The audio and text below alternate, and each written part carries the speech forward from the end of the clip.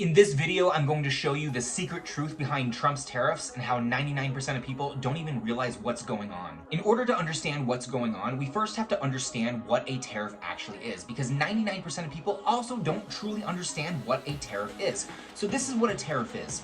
All that it is it's a tax that the government charges the importer of the goods. This is not a tax on the country. So if I were to import goods from China, this is not a tax that is being charged to China. This would be a tax that is being charged to me. And now what's happening is because I am having to pay this tax, what that means is that now when I go to sell my product, I have to increase the price that I sell it for because I lost margin due to this tariff. Now what a tariff does, and the reason why people claim that it's bad for the economy, is what it does is it drives the price of the product up. And then what this does is it pushes more prices up, causing more inflation. In addition to that, consumers will have less money to spend because, well, things are more expensive. And then because things are more expensive, businesses start to cut back in their spending. And so overall what happens to the economy is it starts to slow down. Now Trump, he likes to argue that these tariffs are a good thing for our economy because he thinks that's going to be a revenue stream for the country. We're going to bring in extra tax revenue, which is true. At the same time, he also believes that's good because what's going to happen is it's going to lead to further trade negotiations with other countries. Therefore, we're going to end up getting more favorable trade deals, hopefully in the long run. Because the concept is we're going to start unleashing tariffs. Other countries are going to retaliate, they're going to do tariffs, and this is just going to keep going on and on and on until finally people come to the table and go, hey, let's create a trade deal. And the goal for Trump is to have more favorable trade deals with other countries. But at the same time, even if we can't accomplish those trade deals, the concept of these tariffs is it's going to drive people to start manufacturing here in the United States. It's going to start looking for companies that are already creating products overseas and bringing their manufacturing here, right within the United States. This would create more jobs, and in addition to that, it would help stimulate the economy because more people would be working, there'd be more revenue, and there'd be more tax revenue from all of the factory workers. Now on to the actual part of the video that most people care about. What is Trump's secret master plan? And I will get into that the second that you frickin' tariff the shit out of that like button. The more people that hit that like button, the more that this video goes out, the more the channel grows, and the more that allows me to bring value to you guys. So smash that like button, tariff the shit out of it, and let's get right into it. One of Trump's biggest goals is to tackle the $36 trillion in debt that we have and to lower the deficit. And I don't think a lot of people really understand what the deficit is, so I'm going to explain that to you very quickly. All that the deficit is it's the total amount of money that the country brings in from taxes minus our total expenses.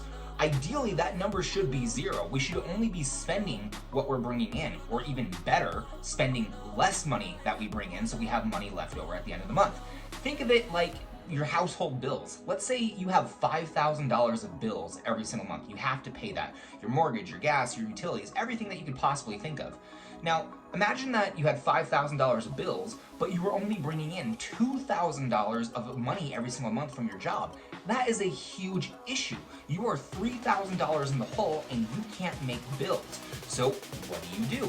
Maybe you go to the bank and you get a personal loan, or you throw all those extra bills on a credit card, but now you have to pay interest on all that debt. And that's what the United States has been doing for decades. And the whole goal is to shrink that deficit, ideally to zero. Now here's the issue. This year in 2025, the government has approximately $9 trillion of debt that's maturing. That gives the government two options. Option one is they could just simply pay off that debt, or option two, they can refinance that debt. Now, most likely they are going to refinance it. Why? Because option one, the option to just pay off that debt, it's $9 trillion. It is an unbelievable amount of money for the government to spend, so they're looking to refinance it. The problem with refinancing $9 trillion worth of debt right now is interest rates are incredibly high. So this is what I think is going on. Here's the secret formula. I think Trump is purposefully doing these tariffs. And the reason why he's purposefully doing these tariffs is it's going to cause the prices to go up, people are going to have less money to spend, businesses are going to cut back, and then what's going to happen is the economy is going to slow. When the economy starts to slow down, you're going to see indexes like the S&P 500 and the NASDAQ, they're going to start tanking. So what's going to happen from there? The investors, they're going to start moving their capital into one of the safest investments of all time, US government bonds, because the United States has never missed a single payment. So it's a very, very, very safe investment to do. Now, when people start shifting all their money into US bonds, what happens to the interest rate? The bond demand is going up, so that means that the interest rate must go down. When the interest rate goes down, it's at that point when I believe the government is going to refinance their debt. When they refinance their debt, what's going to happen is they're going to get a lower payment on that debt servicing. So that lower debt payment leads to a lower deficit, and it makes it easier for us to take the money that we bring in and throw it at the $36 trillion of debt that we actually have. And I don't think people understand how big of a deal our debt is. So like here, I'll just show you real quick. So basically what's going on is, if you take a look at this, the amount that we spend on the debt, the interest on the debt is higher than what we spend on defense. Isn't that crazy? We spend more on the debt than we do on the fucking military. And what's truly interesting about this plan is it's literally the polar opposite of what the Democrats wanted to do.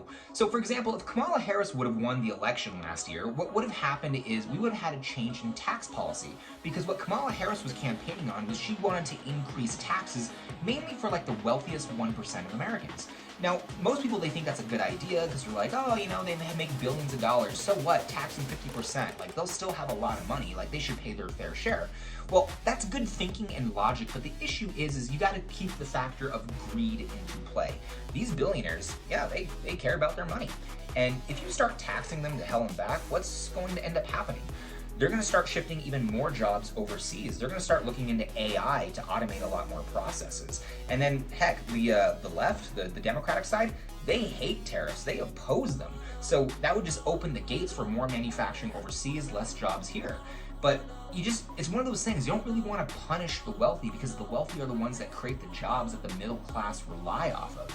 So that's the big thing with Trump. With his plan, yeah, it's kind of diabolical and almost kind of like an evil genius kind of situation where he's going to purposely tank the economy so that way he can refinance the debt and get lower payments. But the big issue is he has Doge. He's cutting so much waste, fraud, and abuse. And I don't care what your politics are. I don't care who you voted for. But I think that we can all agree that there are some things that the government spends money on that we should just simply not be spending money on. It's a waste of taxpayer money. So by having Doge come in here and just cut all the crap, then yeah, we can keep the Tax Cuts and Jobs Act of 2017. Those are up for expiration at the end of the year, and Trump wants to renew that plan and expand it and lower taxes. But the big thing is like, yeah, if we're lowering taxes, it's not going to be that big of a deal if we're cutting all the waste, all the junk that we're not supposed to be spending. One thing that's for certain right now is that the market is just completely uncertain of the future. And so we need to be able to best prepare for that. And if you want to like figure out how to prepare for that, I recommend that you watch this video right here. This video just explains 5 simple steps of how anybody can get rich, and these are steps that I'm actually taking myself to do that. And then in addition to do that, like there is another video that I can suggest, and it's this one right here. The average net worth for a person my age, and I'm 29 years old, it's actually my birthday today as I'm filming this. The average net worth for someone my age underneath 35 is around $183,000. And just at the age of 29, actually 28 when I filmed that video, I've already achieved a net worth of around $300,000. So if you want to figure out how I did that and like what I'm using to track all of it, you can go ahead and watch that video as well. But other than that, guys, I'm hoping that you found value from this video, and I will see you in the next one. Peace!